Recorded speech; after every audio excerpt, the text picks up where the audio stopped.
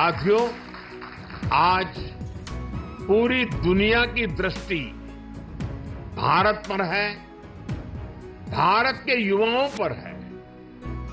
दुनिया बुद्ध के इस देश के साथ, मदर ऑफ डेमोक्रेसी के साथ कंधे से कंधा मिलाकर चलना चाहती है। साथियों, आज पूरी दुनिया की दृष्टि भारत पर है, भारत के युवाओं पर है। दुनिया बुद्ध के इस देश के साथ, मदर ऑफ डेमोक्रेसी के साथ कंधे से कंधा मिलाकर चलना चाहती है।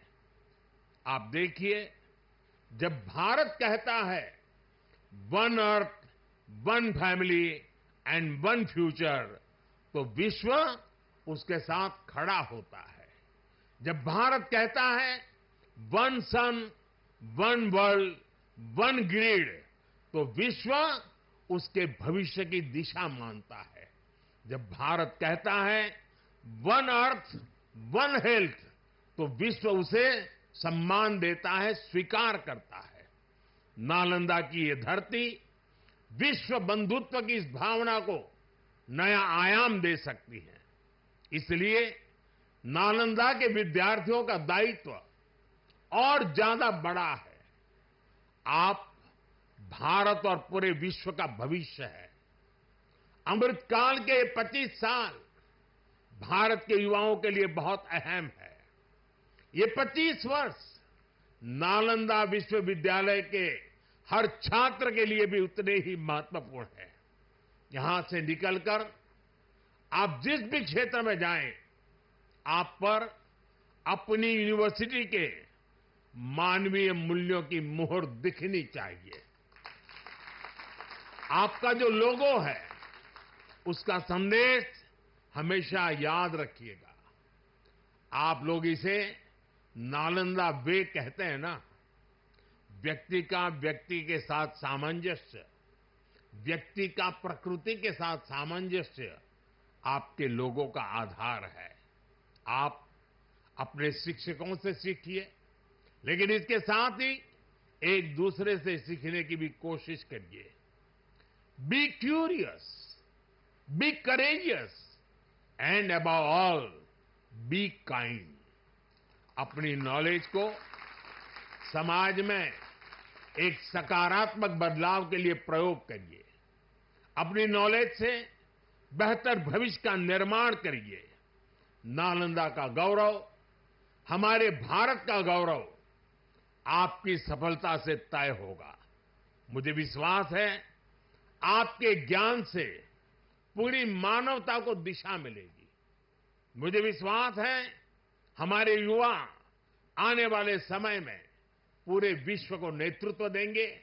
मुझे विश्वास है नालंदा ग्लोबल कॉज का एक महत्वपूर्ण सेंटर बनेगा। हमारा प्रयास है भारत में दुनिया का सबसे कॉम्प्रिहेंसिव और कंप्लीट स्किलिंग सिस्टम हो। भारत में दुनिया का सबसे advance research oriented higher education system हो। इन सारे प्रयासों के नतीजे भी दिखाई दे रहे हैं। पिछले कुछ सालों में भारतीय यूनिवर्सिटी ने ग्लोबल रैंकिंग में पहले से काफी बेहतर परफॉर्म करना शुरू किया है। 10 साल पहले क्यूएस रैंकिंग में भारत के सिर्फ 9 शिक्षा संस्थान थे। आज इसकी संख्या बढ़कर 46 पहुंच रही है। कुछ दिन पहले ही Times Higher Education impact ranking आई है। कुछ साल पहले तक इस रैंकिंग में भारत के सिर्फ 13 इंस्टीट्यूशंस थे, 13। अब इस ग्लोबल इंपैक्ट रैंकिंग में भारत के करीब 100 शिक्षा संस्थान शामिल हुए। पिछले 10 वर्षों में औसतन भारत में हर सप्ताह एक यूनिवर्सिटी बनी है। भारत में हर दिन एक नई आईटीआई की स्थापना हुई है। हर तीसरे दिन एक अटल टिंकरिंग लैब खोली गई है। भारत में हर दिन 2 नए कॉलेज बने हैं। आज देश में 23 आईआईटीज हैं। 10 साल पहले 13 आईआईएम्स थे। आज ये संख्या 21 है। 10 साल पहले की तुलना में आज करीब 3 गुना यानी कि 22 एम्स है। 10 साल में मेडिकल कॉलेजों की संख्या भी करीब करीब 2 गुनी हो गई है। आज भारत के एजुकेशन सेक्टर में बड़े रिफॉर्म्स हो रहे हैं। नेशनल एजुकेशन पॉलिसी ने भारत के युवाओं के सपनों को नया विस्तार दिया है। भारत की यूनिवर्सिटीज ने फॉरेन यूनिवर्सिटीज के साथ भी कोलैबोरेट करना शुरू कर दिया है। इसके अलावा डीकन और वुलुंगोंग जैसी इंटरनेशनल यूनिवर्सिटीज भी भारत में अपने कैंपस खोल रही है। इन सारे प्रयासों से भारतीय छात्रों को हायर एजुकेशन के लिए भारत में ही सर्वश्रेष्ठ शिक्षा संस्थान उपलब्ध हो रहे हैं। इससे हमारे मध्यम वर्ग की भी बचत भी हो रही है। जब शिक्षा का विकास होता है तो अर्थव्यवस्था और संस्कृति की जड़ें भी मजबूत होती है। हम डेवलप कंट्रीज को देखें तो ये पाएंगे वो इकोनॉमिक और कल्चरल लीडर तब बने जब वो एजुकेशनल लीडर्स हुए। आज दुनिया भर के स्टूडेंट्स और ब्राइट माइंड्स उन देशों में जाकर वहां पढ़ना चाहते हैं। कभी ऐसी स्थिति हमारे यहां नालंदा और विक्रमशिला जैसे स्थानों में हुआ करती थी। इसलिए ये केवल संयोग नहीं है कि जब भारत शिक्षा में आगे था तब उसका आर्थिक सामर्थ्य भी नई ऊंचाई पर था। ये किसी भी राष्ट्र के विकास के लिए एक बेसिक रोड मैप है। इसलिए 2047 तक विकसित होने के लक्ष्य पर काम कर रहा भारत इसके लिए अपने एजुकेशन सेक्टर को उसका कायाकल्प कर रहा है। मेरा मिशन है कि भारत दुनिया के लिए शिक्षा और ज्ञान का केंद्र बने।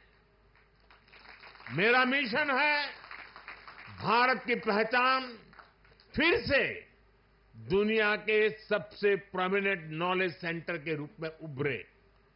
और इसके लिए भारत आज बहुत कम उम्र से ही अपने स्टूडेंट्स को इनोवेशन की स्पिरिट से जोड़ रहा है।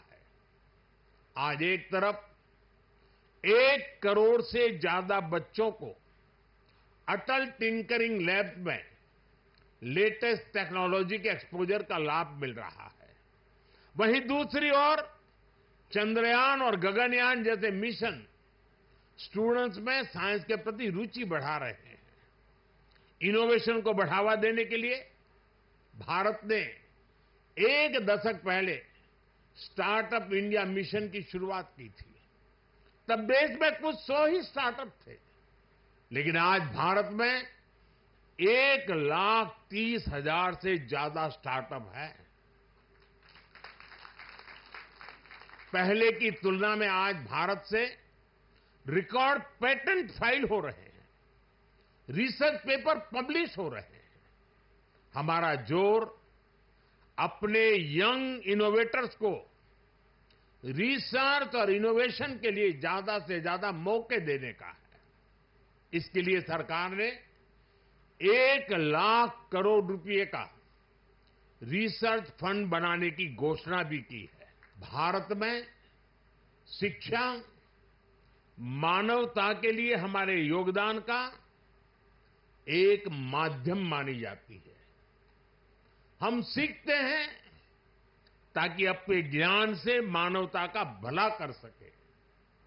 आप देखिए, अभी 2 दिन ही के बाद ही 21 जून को इंटरनेशनल योगा डे है।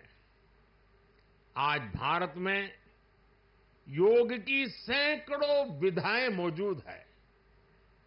हमारे ऋषियों ने कितना गहन शोध इसके लिए किया होगा, लेकिन किसी ने योग पर एकाधिकार नहीं बनाया। आज पूरा विश्व योग को अपना रहा है। योग दिवस एक वैश्विक उत्सव बन गया है। हमने अपने आयुर्वेद को भी पूरे विश्व के साथ साझा किया है। आज आयुर्वेद को स्वस्थ जीवन के एक स्रोत के रूप में देखा जा रहा है। सस्टेनेबल लाइफस्टाइल और सस्टेनेबल डेवलपमेंट का एक और उदाहरण हमारे सामने है। भारत ने सदियों तक सस्टेनेबिलिटी को एक मॉडल के रूप में जीकर दिखाया है। हम प्रगति और पर्यावरण को एक साथ लेकर चले हैं। अपने उन्हीं अनुभवों के आधार पर भारत ने विश्व को मिशन लाइफ जैसा मानवीय विजन दिया है। आज इंटरनेशनल सोलर अलायंस जैसे मंच सुरक्षित भविष्य की उम्मीद बन रहे हैं। नालंदा यूनिवर्सिटी का एक कैंपस भी इसी भावना को आगे बढ़ाता है। ये देश का पहला ऐसा कैंपस है जो net zero energy, net zero emissions, net zero water and net zero waste model पर काम करेगा। अप्प दीपो भव के मंत्र पर चलते हुए कैंपस पूरी मानवता को नया रास्ता दिखाएगा। साथियों, हम सभी जानते हैं कि नालंदा कभी भारत की परंपरा और पहचान का जीवंत केंद्र हुआ करता था। नालंदा का अर्थ है न अलम ददाति इति नालंदा, अर्थात जहां शिक्षा का, ज्ञान के दान का अविरल प्रवाह हो। शिक्षा को लेकर,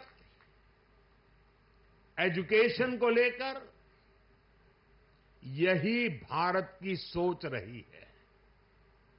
शिक्षा सीमाओं से परे है, नफा नुकसान के नजरिए से भी परे है। शिक्षा ही हमें गढ़ती है, विचार देती है और उसे आकार देती है। प्राचीन नालंदा में बच्चों का एडमिशन उनकी पहचान, उनकी नेशनलिटी को देखकर नहीं होता था। हर देश, हर वर्ग के युवा यहां आते थे। नालंदा विश्वविद्यालय के इस नए कैंपस में हमें उसी प्राचीन व्यवस्था को फिर से आधुनिक रूप में मजबूती देनी है। और मुझे ये देखकर खुशी है कि दुनिया के कई देशों से यहां स्टूडेंट्स आने लगे हैं। यहां नालंदा में 20 से ज्यादा देशों के स्टूडेंट्स पढ़ाई कर रहे हैं। ये वसुधैव कुटुंबकम की भावना का कितना सुंदर प्रतीक है।